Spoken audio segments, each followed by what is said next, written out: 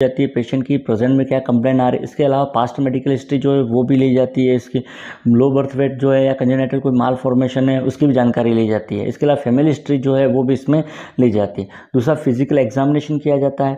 Physical examination के अंदर रायनी टेस्ट और वेबर टेस्ट जो है वो किए जाते हैं। रायनी टेस्ट और वेबर टेस्ट के द्वारा कंडक्टिव हियरिंग लॉस जो है उसका पता लगाया जाता है। दोनों टेस्ट के बारे में डिटेल में अलग से वीडियो के अंदर डिस्कस करेंगे।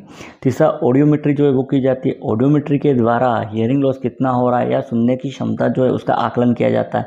एक टिम्पेनोग्राम किया जाता है। टिम्पेनोग्राम के द्वारा भी सुनने की क्षमता जो है उसका आकलन किया जाता है। इसके अलावा एक्सरे जो है वो लिया जाता है ताकि मेस्टोइड बोन या ओसिकल के अंदर या टेम्पोरल बोन में कोई प्रॉब्लम ट्यूमर का पता लगाने के लिए एक ब्लड टेस्ट किए जाते हैं। ब्लड टेस्ट में सीरोलॉजिकल टेस्ट किए जाते हैं।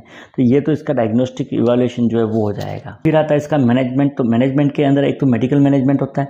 मेडिकल मैनेजमेंट के अंदर फर्स्ट तो जो अंडरलाइन कॉज होता है, मतलब जिस कारण से डिफनेस हो रही है उसको ट्रीट किया जाता है। जैसे यदि इन्फेक्शन हो रहा है तो उसको ट्रीट करने के लिए एंटीबायोटिक थेरेपी जो है वो चलाई जाती है।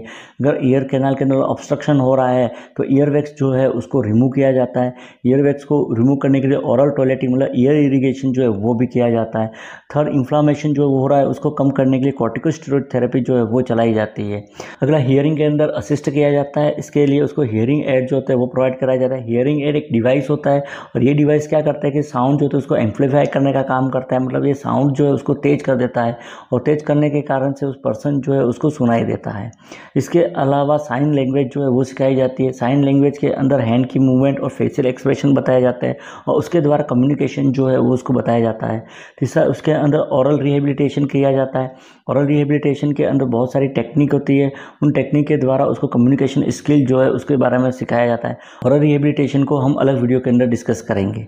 अगला इसमें सर्जिकल मैनेजमेंट होता है। सर्जिकल मैनेजमेंट में एक तो implantable middle ear hearing device होता है। ये डिवाइस होते हैं जिनको ऑपरेशन के द्वारा इम्प्लांट कर दिया जाता है और इसमें ज़्यादातर ये सेंसरी न्यूरल हियरिंग लॉस जो है उसमें काम में लिए जाते हैं।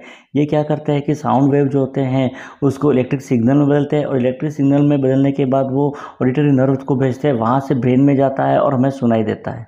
दूसरा होता है कॉक्लियर इम्प्लांट होते हैं। कॉक्लियर इम्प्लांट जो होते हैं वो भी सर्जरी या ऑपरेशन के द्वारा इम्प्लांट किए जाते हैं।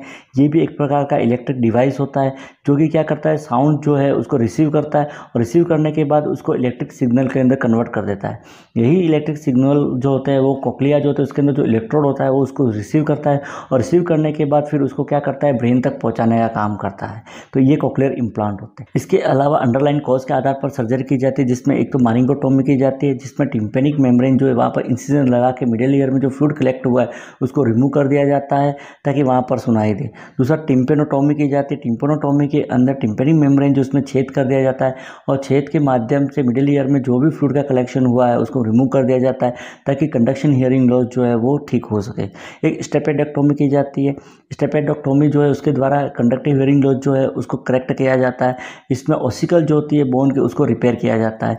अगला, टिम्पेनोप्लास्टी की जाती है। यदि टिम्पेनिक मेम्ब्रेन में रप्चर है या परफोरेशन हो गया है तो सर्जरी के माध्यम से उसको रिपेयर किया जाता है ताकि वहाँ पर साउंड की वाइब्रेशन उत्पन्न हो और इनर ईयर तक पहुँचे।